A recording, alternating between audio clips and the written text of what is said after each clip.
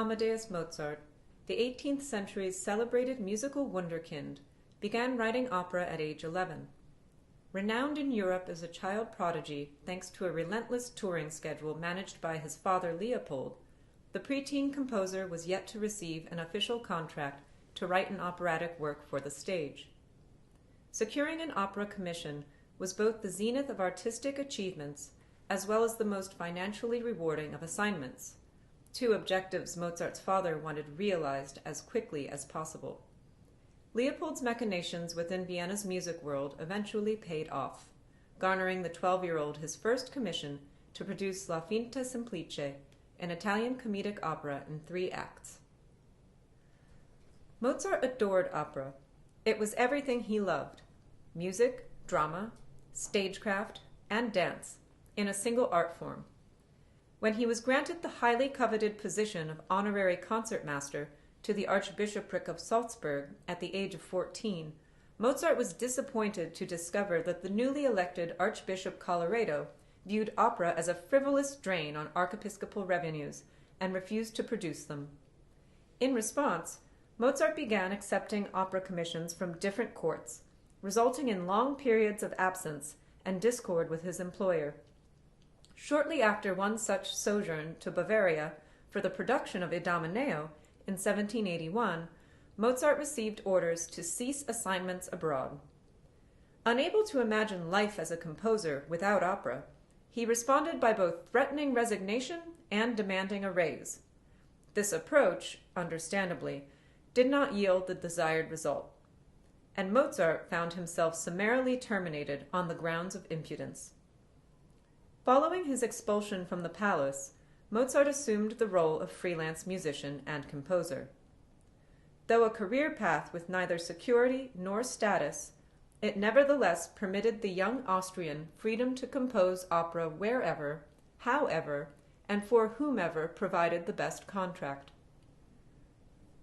The last opera Mozart composed before he was fired from the court at Salzburg was Idomeneo. In 1781, the same year Britain lost her American colonies, Mozart was hired by Karl Theodor, Elector of Bavaria, to compose an opera in celebration of Carnival season. Carnival, Mardi Gras, and Fat Tuesday all refer to the final day before the beginning of the Catholic season of Lent. During the 18th century, Carnival held a far greater cultural significance than it does today, and opera served as the central form of entertainment. Yes, Carnival was a giant, protracted party, but this multi-week celebration was also an acknowledgement and deconstruction of the varying stages of life's crossroads: birth, adolescence, religion, and death. Carnival erased all sense of social parameters and recalibrated the individual. In the European tradition, Carnival, from the Italian carnivallare, means removal of meat, referring to the period of meatless fasting and repentance. This celebrated a breaking of boundaries during the pre-Lenten period from Christmas until Ash Wednesday. Now we know how important opera was to Mozart, and how opera fit in with the local demands for entertainment during the cathartic celebrations of Carnival season. But the question remains, why Idomeneo? In all likelihood, the German prince who commissioned Mozart selected the story. However, it is also possible that the collective 18th century enthusiasm for neoclassical themes in art, architecture, and narrative made Idomeneo a universally attractive choice. During the 1700s, European thought was dominated by the ideals of the Enlightenment, or Age of Reason, during which the educated public prioritized order and meaning over tradition and religion. Enlightenment audiences, featuring a newly robust and literate middle class, prized material that explored diverse human emotion, civic virtue, and realism. Although the rather convoluted plot of Idomeneo alone does not satisfy these requirements, Mozart, owing to his brilliant and considered composition, managed to imbue his opera with the ideals of the time. The Greek myth of Idomeneo served a dual purpose. By Mozart's time, it had become a freshly attractive subject due to its classical themes and for its mirroring of the traditional biblical narratives of Abraham and Isaac and Jephthah and his daughter. Mozart's older contemporary, the composer Christoph Willibald Gluck, had already found tremendous success with his operatic adaptations of the similarly themed myths of Orfeo and Iphigenia, both of which Mozart saw in Paris as a young boy. Even before the premiere of Mozart's Idomeneo, there had already been a spate of variations based on the Idomeneo myth, including an earlier French opera by Antoine Danchet and Andres Campra in 1712. The text, words, or lyrics that accompany an opera are called the libretto. The literal Italian translation means little book. In Mozart's time, the person responsible for writing the libretto, called a librettist, quite frequently finished their part of the work before a single musical note was put to page. The fault with this system was obvious to Mozart, who believed that in order to create an artistically effective opera, the dramaturgy and the music must be conceived simultaneously. In complete opposition to the views of his father and the artistic establishment, Mozart also maintained that the text was of secondary importance. He was right, of course, and explained his revolutionary take on the relationship between an opera's text and music in the following letter to his father, following Idomeneo's premiere. I should say that in an opera, the poetry must be altogether the obedient daughter of the music. Why do Italian comic operas please everywhere, in spite of their miserable libretti, even in Paris, where I myself witnessed their success? Just because there the music reigns supreme, and when one listens to it, all else is forgotten.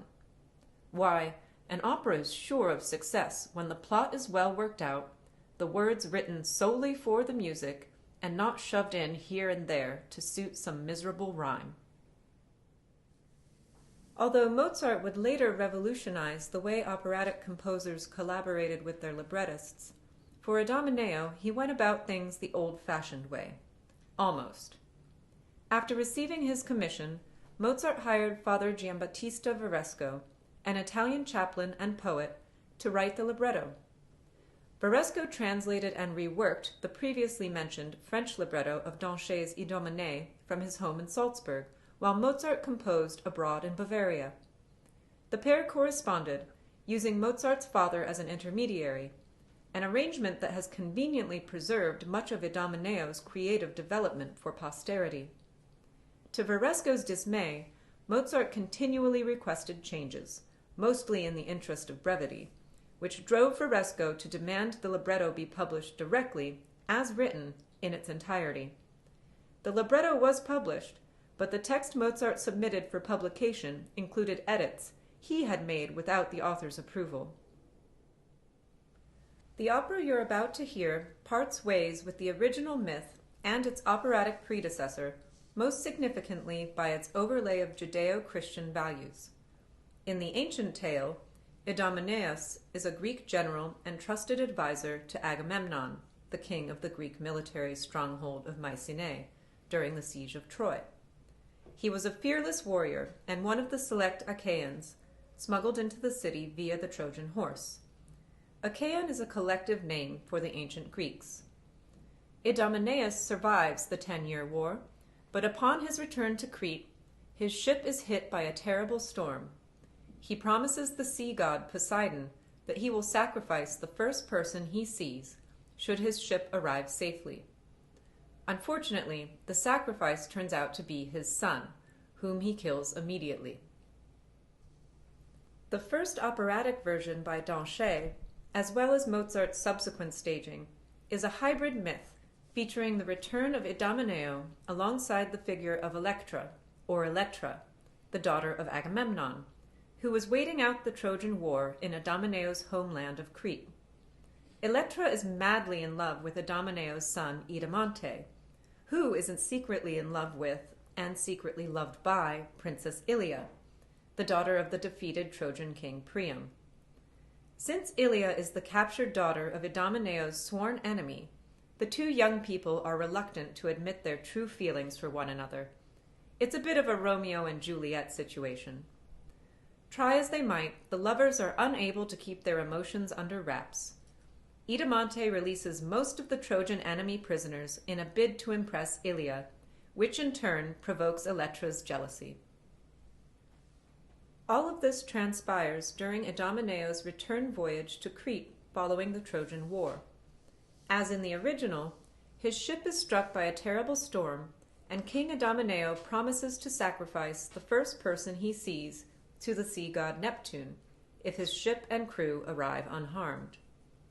This is an Italian opera, so you'll notice that all the names feature the Italianate versions of the Greek: Neptune for Poseidon, Idomeneo for Idomeneus, and Electra for Electra.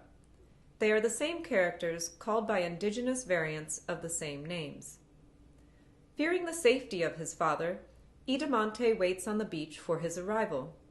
They haven't seen each other in 10 years, but eventually his father works out exactly whom he must sacrifice to the gods.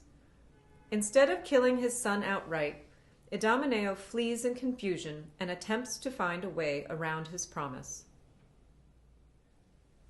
After conversing with an advisor, Idomeneo decides that in order to protect his son, he must send him away as soon as possible. He asks Idomene to escort Electra back to Crete by boat at sunrise. Electra is elated by the prospect of a long journey alone with her crush, and they make plans to set off immediately. None of this flies with Neptune, who promptly whips up another storm, complete with a sea monster, to destroy the ship.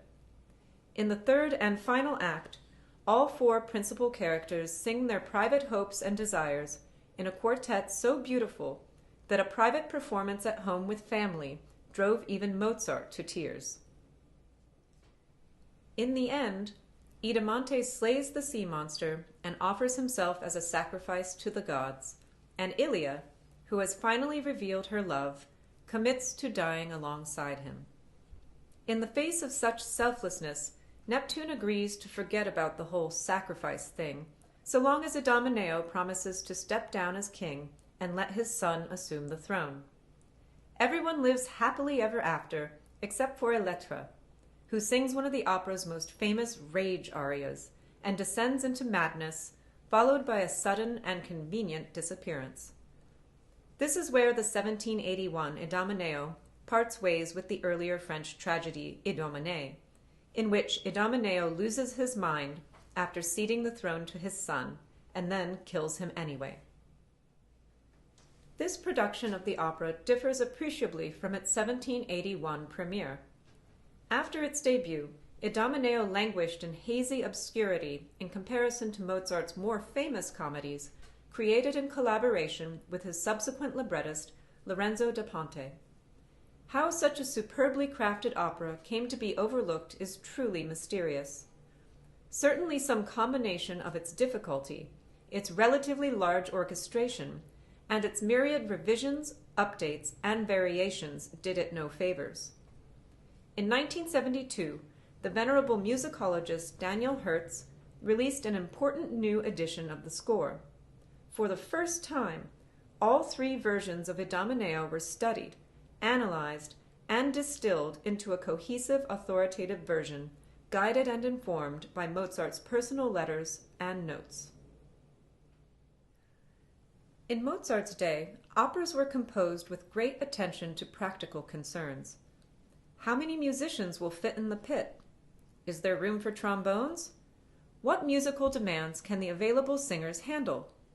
Is the stage large enough for special effects, or will they need to be communicated musically?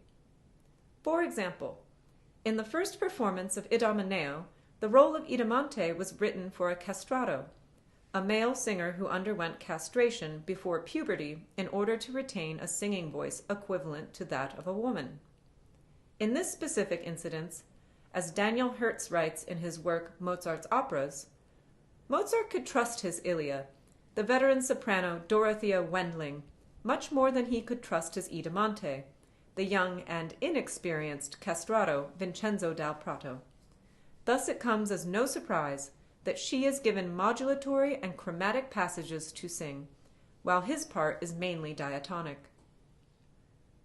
A lesser artist might simply accept such constrictions, but Mozart, ever the visionary dramatist, negotiated impractical hurdles with artistic flair. In the case of his first Idamante, the composer transcended his singer's vocal limitations by working with them and not around them.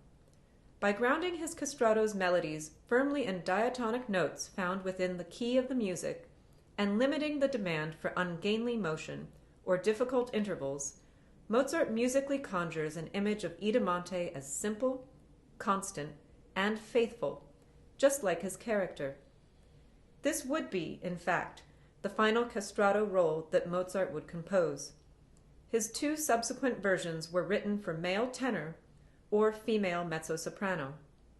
Our production will feature a trouser role, wherein a female mezzo-soprano portrays the male character of Idamante.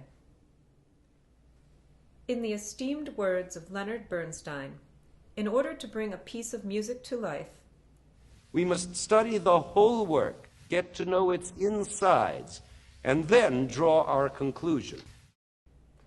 Idomeneo remains Mozart's most seamlessly composed, yet regrettably underperformed opera, and with that in mind, it is with exceptional enthusiasm that we at the Bronx Opera present this superb work of art.